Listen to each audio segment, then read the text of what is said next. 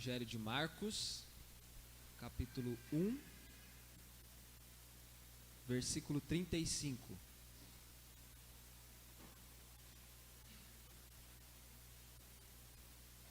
Diz assim, tendo se levantado de madrugada, quando ainda estava escuro, Jesus saiu e foi para um lugar deserto, e ali orava. Simão e os que estavam com ele procuraram Jesus por toda parte. Quando o encontraram, lhe disseram: todos estão à sua procura. Jesus, porém, lhes disse: vamos a outros lugares, aos povoados vizinhos, a fim de que eu pregue também ali, pois foi para isso que eu vim. Então ele foi por toda a Galiléia, pregando nas sinagogas deles e expulsando os demônios. Amém? Vamos orar? Feche os seus olhos. Senhor, obrigado, esta é a tua palavra que foi lida e será pregada. Teu Espírito Santo possa ministrar aos nossos corações. É o que nós pedimos ao Senhor em nome de Jesus. Amém. Pode se assentar, irmãos?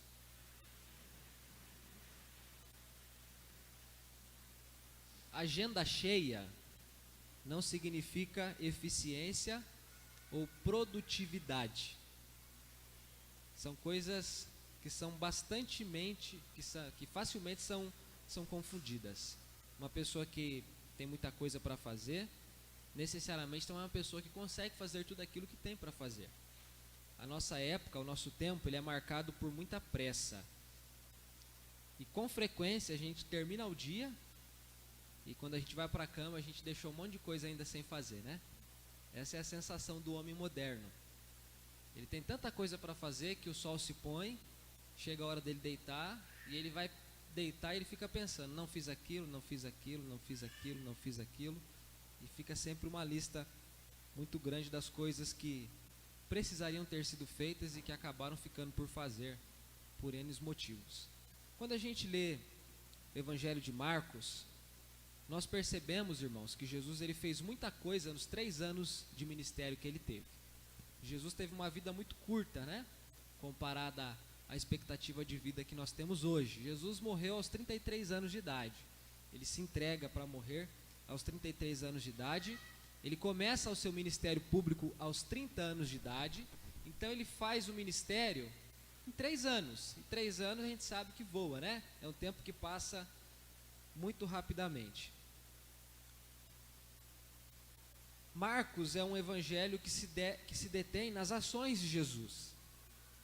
O tempo todo aparece a palavra imediatamente, 2 dias depois, alguns dias depois, em seguida, depois dessas coisas. O tempo todo aparece frases ou palavras que denotam ação. Então Jesus é um homem de muita ação quando a gente olha para o evangelho de Marcos. E esse texto aqui, nós estamos continuando aquilo que foi dito nas semanas anteriores. Jesus está vindo de um dia de muita atividade. O versículo 21 do capítulo 1 diz que eles entraram numa sinagoga.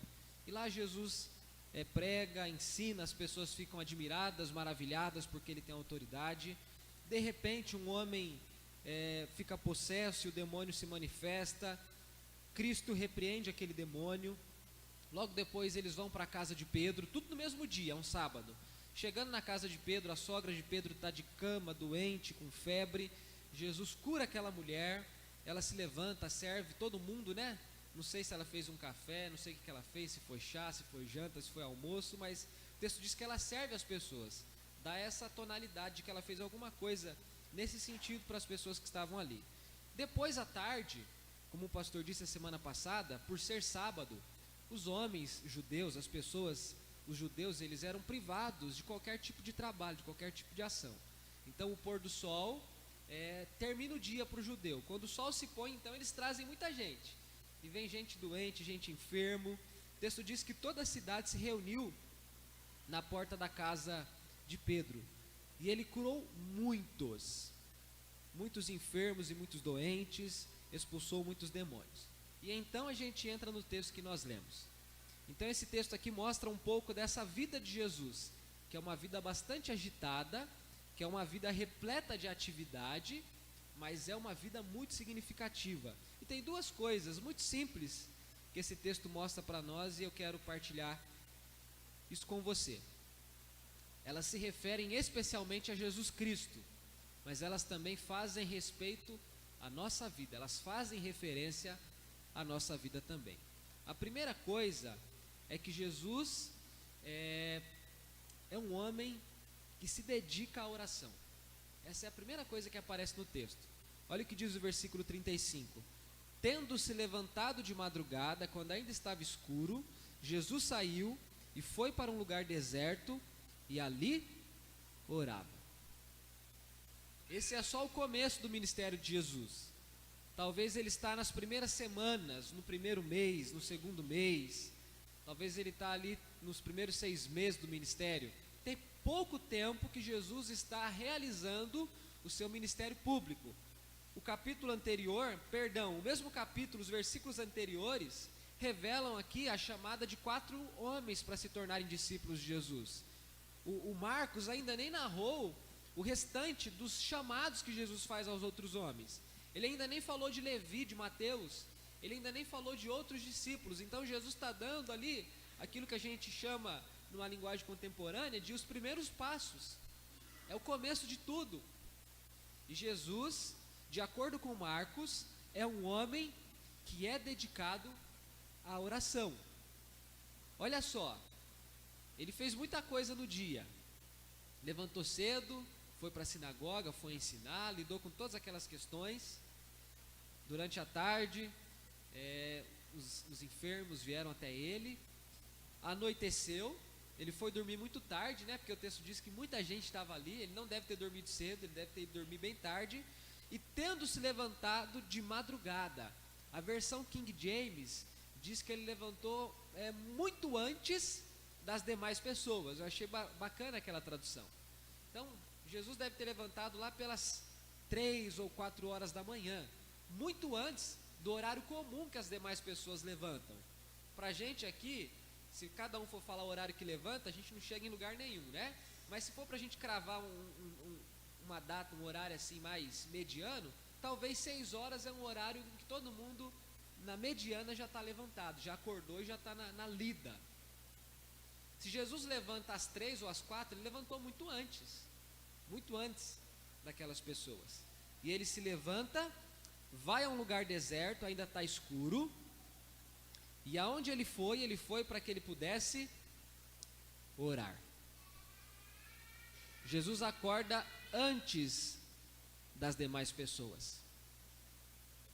Jesus não perde o sono, ele acorda, se levanta e procura um lugar no qual ele possa orar.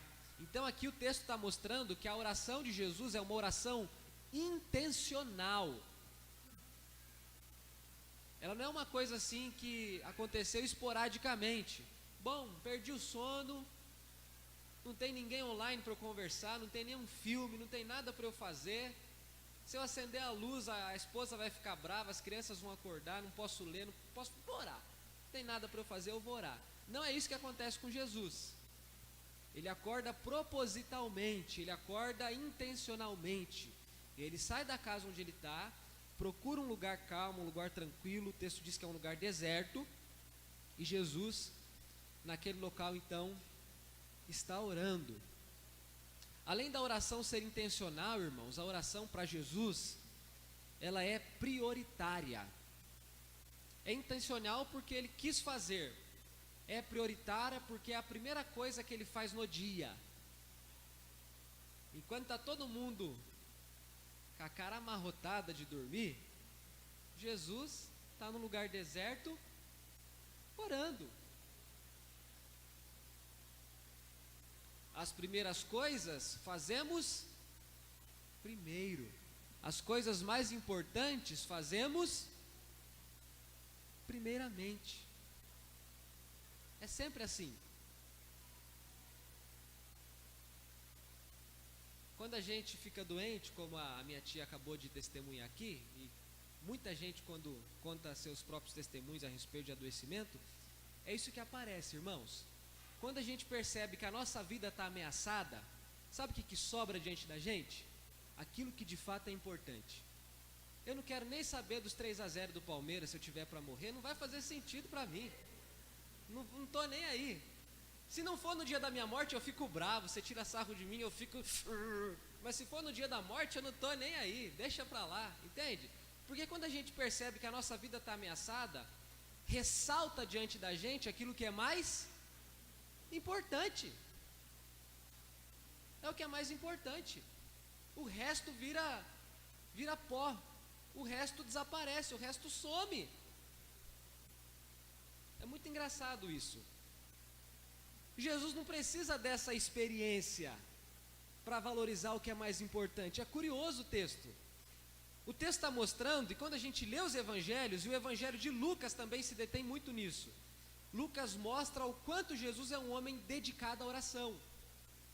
É curioso, porque Lucas é o mesmo que escreve Atos, e em Atos ele fala muito do Espírito Santo e da oração, do Espírito Santo e da oração, e ele faz isso também no evangelho de Lucas. Só que Jesus faz isso perfeitamente como nenhum de nós fazemos. Nenhum de nós, nem você nem eu, fazemos isso com perfeição. A gente tem lampejos, a gente tem situações de maior discernimento, de maior clareza, onde a gente enxerga as coisas de um jeito que a gente nunca havia visto antes. Jesus não tem disso, ele vê o tempo todo as coisas como as coisas são. Jesus ora intencionalmente e ora de maneira a mostrar que oração para ele é uma coisa prioritária. É muito bacana porque depois que ele acorda, muito cedo, ele não está cansado. Ele não está com a mente cheia.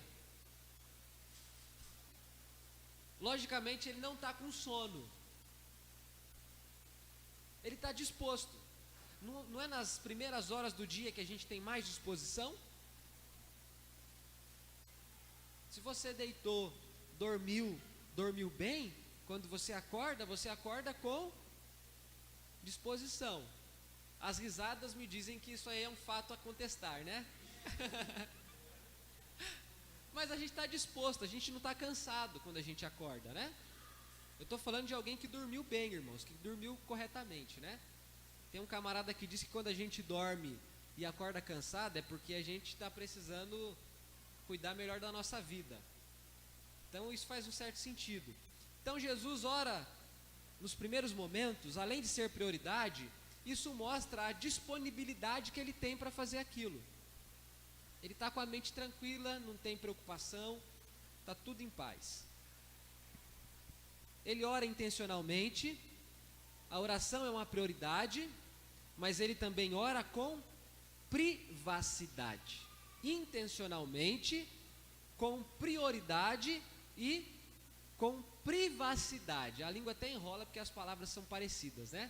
Ele vai para um lugar deserto, tranquilo e fica lá orando. É isso que Jesus faz. Oração para ele, por último, implica renúncia. Porque ele deixou de dormir mais para poder orar, enquanto os outros ainda estão dormindo. Irmãos, quando a gente vai para Atos, a gente percebe que a igreja ficou com a responsabilidade de dar continuidade à missão de Jesus Cristo. A missão que Cristo fazia foi feita pelos 12 apóstolos. A missão que Cristo fez, que os 12 apóstolos fizeram, continua a ser feita nos 120, depois nos 3.000, depois nos 5.000, e depois você não tem mais o número. E a missão ficou com a igreja. Passaram-se os séculos e a missão que Cristo começou está sendo realizada pela igreja no poder do Espírito Santo. Então deve haver similaridade entre aquilo que nós fazemos e aquilo que o nosso Senhor fazia enquanto esteve aqui na terra. Se a missão de Cristo era feita com oração, a nossa missão, a nossa vida, a nossa experiência no mundo deve ser feita e vivida também com oração. E com oração intencional. É completamente natural a gente aproveitar as brechas do dia para orar. Eu sempre gosto de dar isso como exemplo. A dona de casa às vezes ora enquanto está lavando louça, enquanto está pondo a roupa para bater. O motorista às vezes ora enquanto está dirigindo, com o olho aberto, é lógico, né? Concentrado no trânsito assim, mas não concentra muito não. Não desconcentra muito não, senão é perigoso. Mas as pessoas aproveitam as oportunidades diárias para orar durante as atividades que estão fazendo. Você não precisa orar em voz alta, ninguém precisa saber que você está orando. Você pode orar pensando, sem falar nada. Acontece que, olhando para a vida de Jesus, eu entendo que oração não pode ser apenas um reaproveitamento do tempo. Precisa ser algo intencional. É preciso que se reserve tempo para que isso possa ser feito. Se Cristo é um exemplo para nós, se Cristo é o homem perfeito, o homem como eu devo ser, olhando para Cristo, eu entendo que a obra do Espírito Santo em mim deve ser tão profunda ao ponto de eu entender que na minha vida eu preciso dedicar, separar tempo para viver em oração. Nenhum amém, não é bênção, né? Oração, nenhum amém. Irmãos, nós precisamos redescobrir isso. Nós precisamos renunciar para termos uma vida de oração. Jesus não ora porque tem menos coisa para fazer do que as outras pessoas. Jesus não ora porque é desocupado. Jesus não ora porque está com o corpo completamente descansado. Jesus não ora porque não tem nada melhor para fazer. Ao contrário de tudo isso, ele ora porque ele estabeleceu a oração como uma prioridade. Então você deve ser bem inteligente para ter chegado no local exato. E o local exato é: se nós não reservarmos tempo para orar, nós não oraremos. Nós não oraremos. Nós precisamos priorizar. Nós precisamos de um local propício e nós precisamos de renúncia. Essas três coisas aparecem na vida de Jesus referente à oração: prioridade, local propício e renúncia. Que você possa organizar a sua vida para você priorizar a oração, que você possa encontrar o seu lugar propício e que você possa descobrir que renúncias você precisa fazer. Falar de oração é um negócio muito fácil, muito simples, mas pode ser muito complicado. A gente pode parecer legalista falando de oração. Mas quando se trata de prioridade, nós precisamos de fato, irmãos, cortar aquilo que nos atrapalha. Porque tantas coisas a gente pode deixar de fazer, tantas coisas a gente pode não fazer, para que tenhamos tempo para orar. Você já se deu conta de que a pessoa que quer fazer tudo não consegue fazer tudo nunca? Eu não disse isso há 15 minutos atrás? Quem quer fazer tudo se frustra porque tudo não pode ser feito. Não dá. Sempre sobra alguma coisa sempre fica de fora. Então nós precisamos renunciar. Talvez o sono. Talvez dormir menos. Não sei que renúncia vai custar para você desenvolver uma vida de oração. Mas o texto mostra que orar necessariamente requer renúncia. A segunda coisa que o texto mostra, que é muito simples, é a pregação. A primeira é a oração, a segunda é a pregação.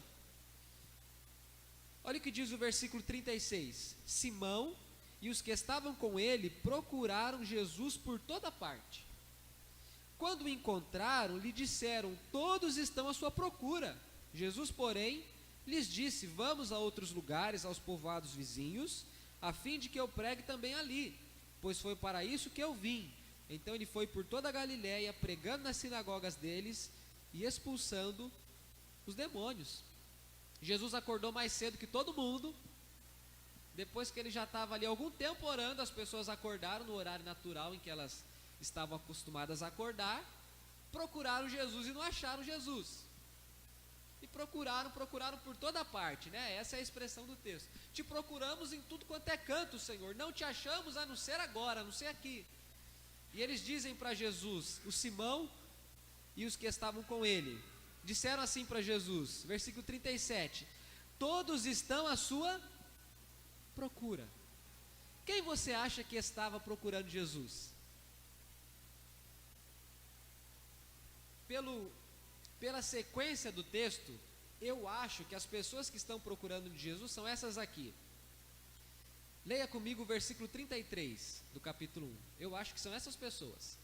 Toda a cidade estava reunida à porta da casa, e ele curou muitos. Todos aqueles que não foram curados, eu acho que são as pessoas que estavam atrás de Jesus. Ô Senhor, começou o expediente já, rapaz, está na hora de cura, ó. Irmãos, olha que coisa curiosa. Para os discípulos, a primeira coisa que Jesus deveria fazer após ter acordado era trabalhar. Para Jesus, a primeira coisa que ele deveria ter feito depois de ter acordado era orar. Olha que coisa curiosa, a gente não faz essa mesma confusão? A gente não confunde trabalho com oração?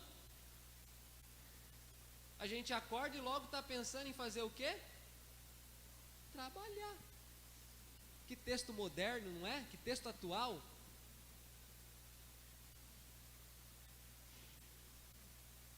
Os discípulos acordavam para trabalhar, Jesus acordava para orar.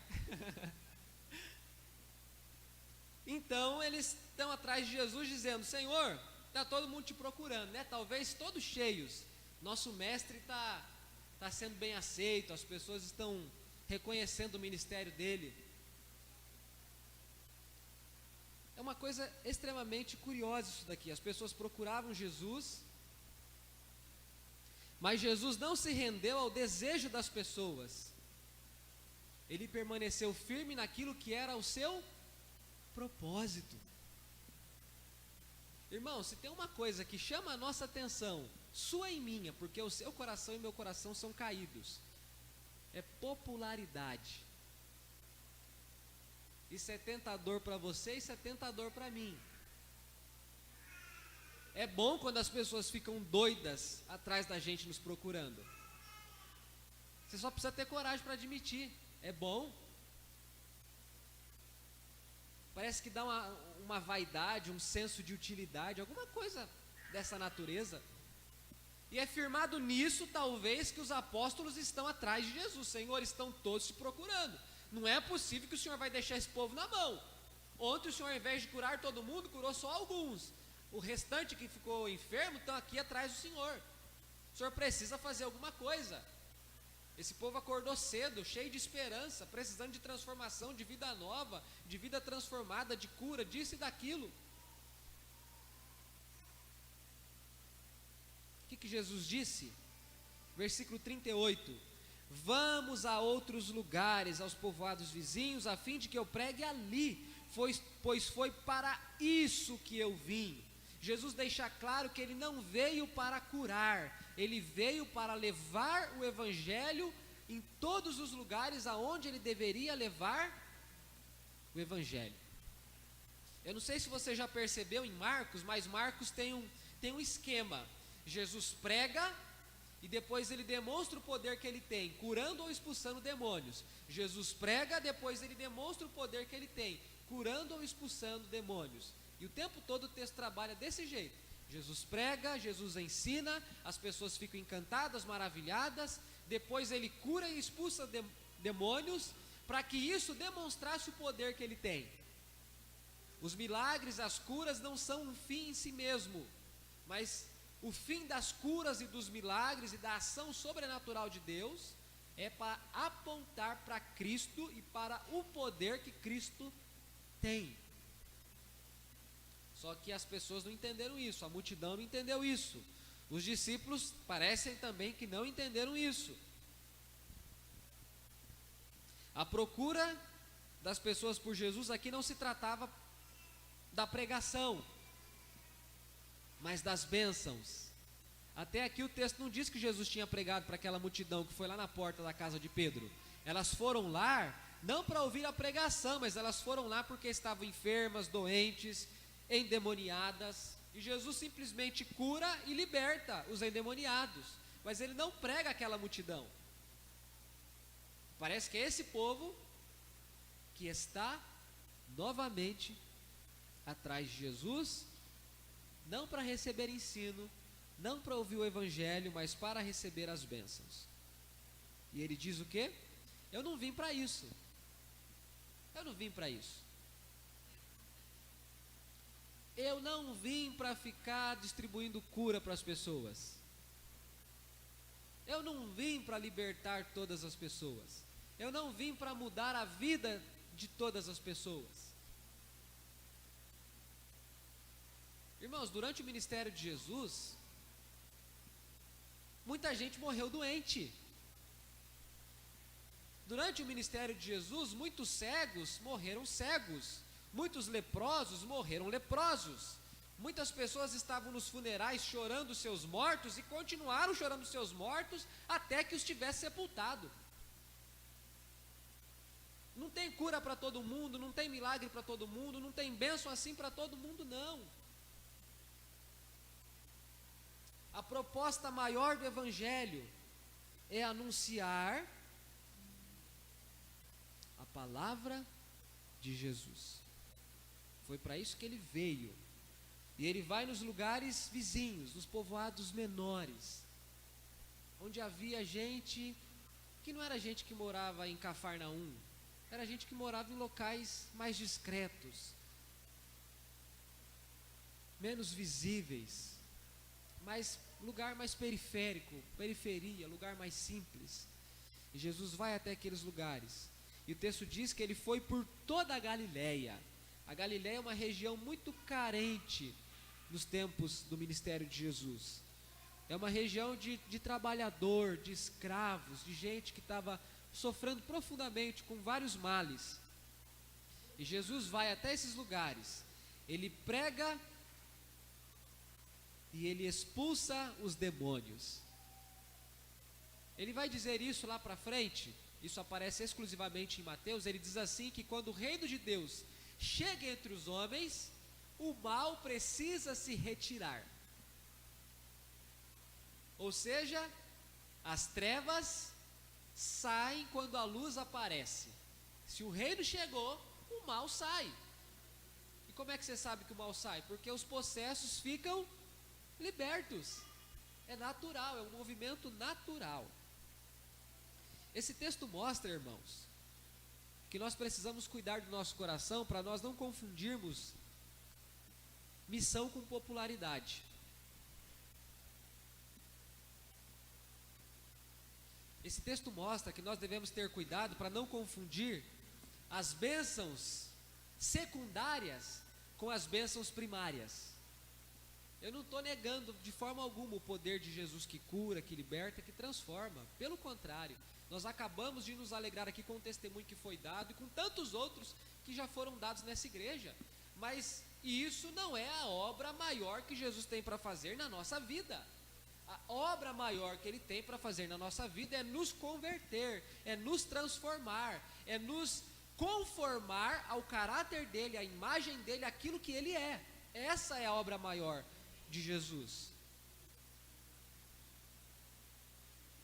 Irmãos, nós como seguidores de Jesus, como servos dele, como discípulos dele, precisamos agir.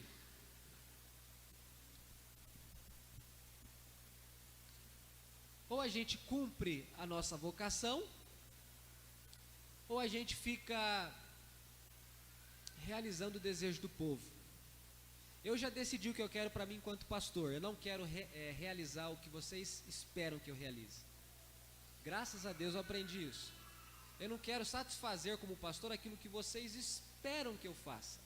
O meu trabalho primário, prioritário, não é satisfazer vocês e nenhuma outra comunidade onde eu venha servir como pastor. Meu trabalho primário, maior, é servir a Cristo e a vocação que Ele confiou a mim. E isso serve para você também.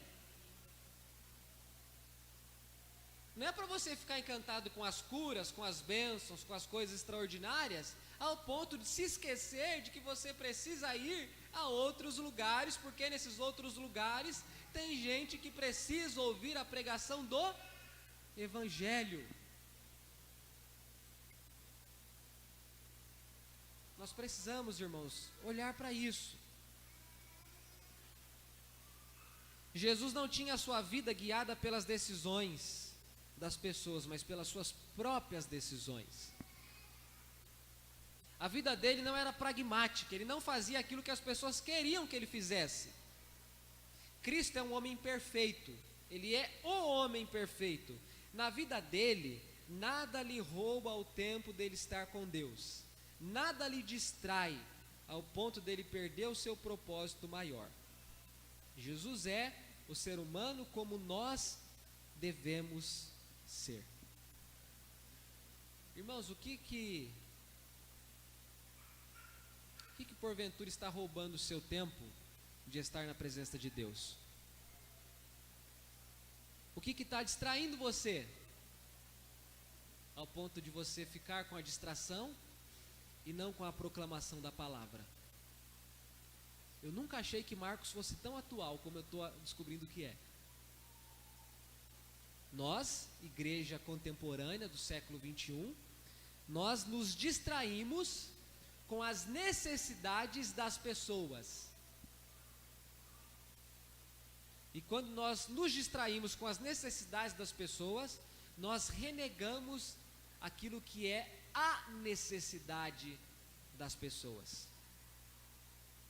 Necessariamente se voltar para a necessidade não é esquecer as necessidades, mas pode ser que se voltar para as necessidades venha significar esquecer a necessidade.